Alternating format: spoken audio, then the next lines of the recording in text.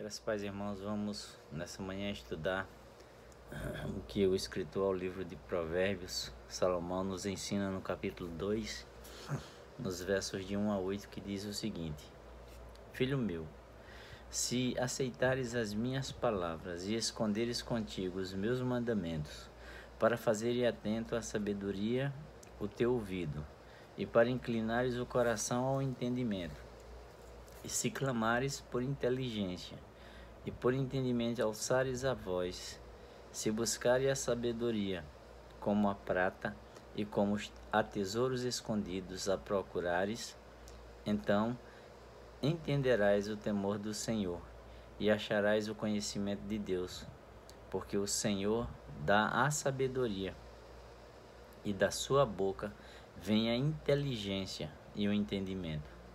Ele reserva a verdadeira sabedoria para os retos. É escudo para os que caminham na sinceridade. Guarda as veredas do juízo e conserva o caminho dos seus santos. Ó Deus, obrigado por tua palavra, pelo ensino que o teu servo Salomão nos traz, nos orienta e, como um pai amável, nos dá a orientação. Por isso nós estamos aqui clamando que o Senhor fale conosco e nos abençoe em nome de Jesus. Amém. Bem, irmãos, como a gente pode observar, o escritor Salomão, ele está se colocando como um pai, dando orientação ao seu filho. Veja que ele já começa a expressão logo no comecinho dizendo filho meu. Então ele já está se colocando como a autoridade da casa, o pai. Então, como um pai, Salomão, o autor do livro de Provérbios, por repetidas vezes, ele usa sinais de alerta como filho meu, ouve, guarda, atende, aceita, não esqueças os meus ensinamentos, as minhas palavras e os meus mandamentos, o meu ensino, a minha instrução.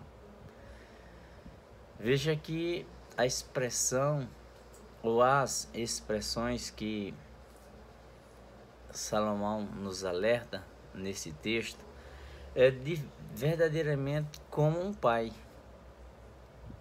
Para aqueles que têm ainda os pais, aqueles pais, especialmente os pais cristãos, que têm um entendimento, o conhecimento da palavra de Deus, ele vai perceber claramente que essa é a orientação que Deus dá para os seus filhos e que o pai dá para os seus filhos. E foi exatamente o que Salomão escreveu, deixando como orientação para o povo de Deus, especialmente para os seus comandados na ocasião, mas que deixou extensivo a toda a raça humana.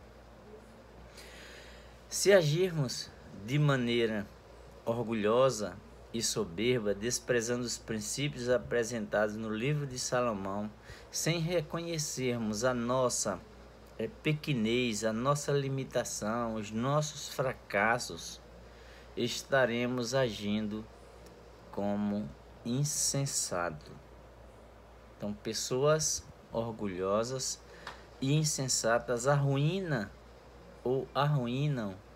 a si próprio, a si mesmas.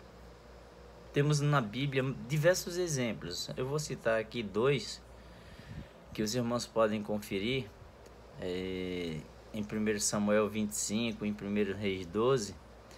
Mas em 1 Samuel 25 existia um homem chamado Nabal, que foi um homem insensato e trouxe a ruína para si. E sabemos que essa ruína, quando é atraída para uma pessoa, normalmente atinge indiretamente outras pessoas, como os irmãos, os pais, os filhos, a esposa, a família em si normalmente é atingido. Mas um outro exemplo também que trouxe ruína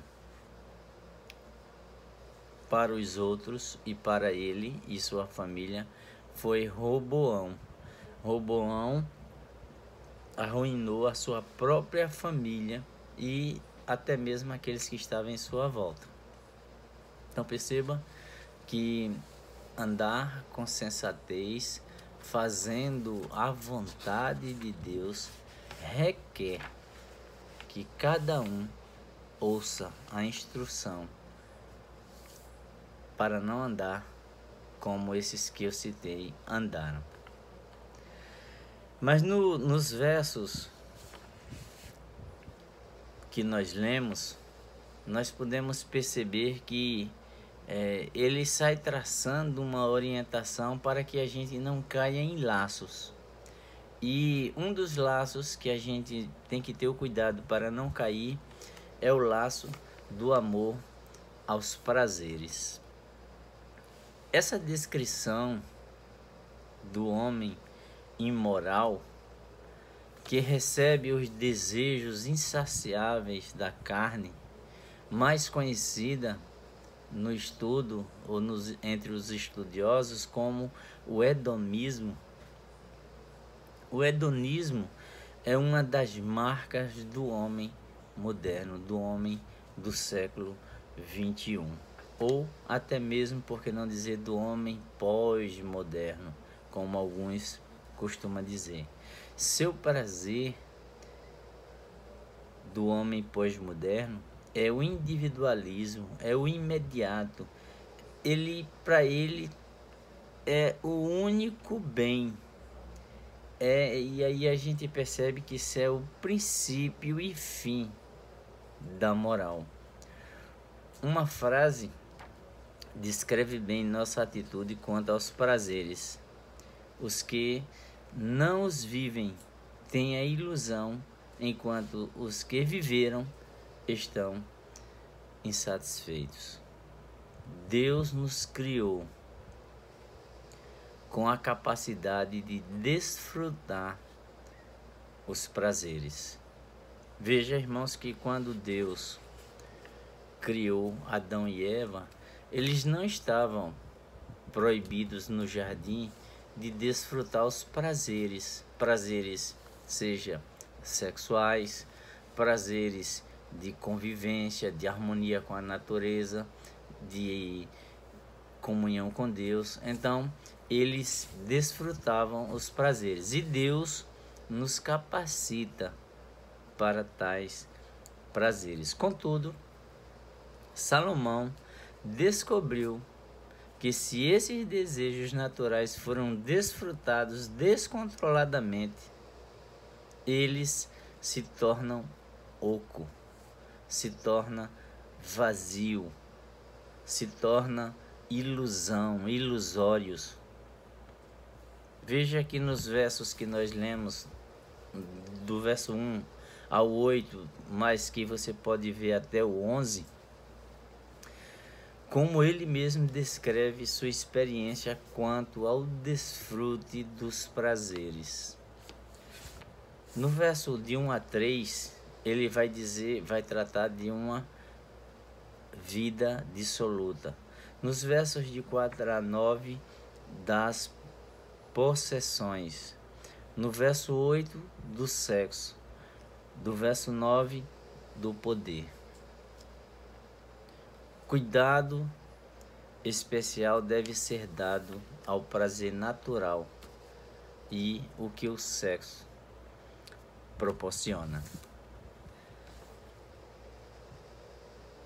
Ele pode se tornar perigoso e, em vez de ser uma fonte de satisfação, ele pode virar um pesadelo. Não nos esqueçamos que o veneno da cobra é também natural, mas pode fazer muitos males.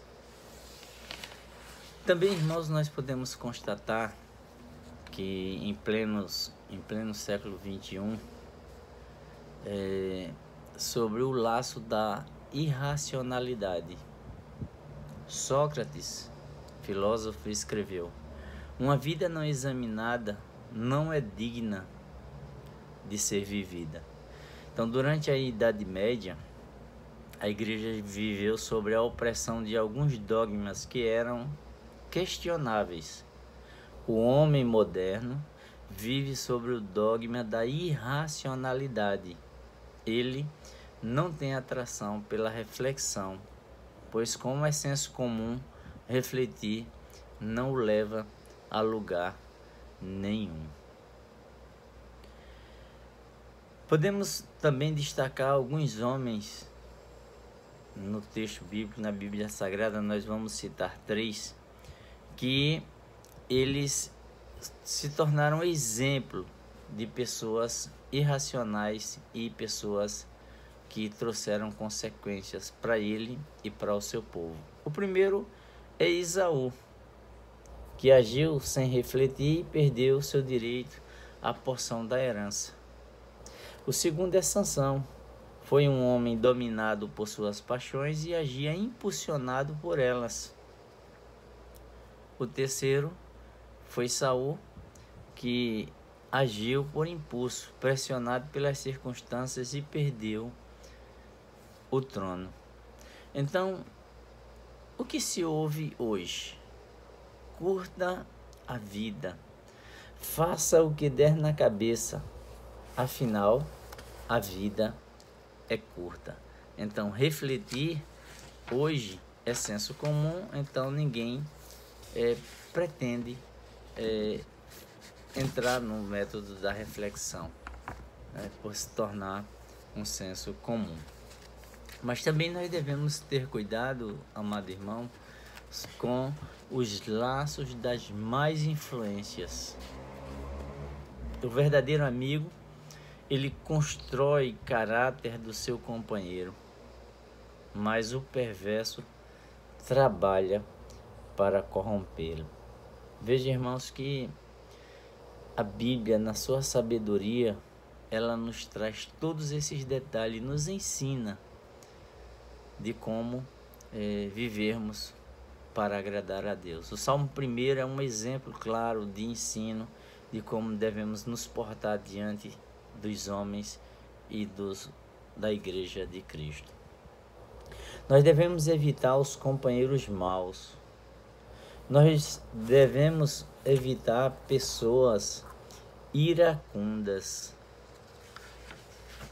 Nós devemos evitar pessoas cuja conversa é podre, é má, destrói, anula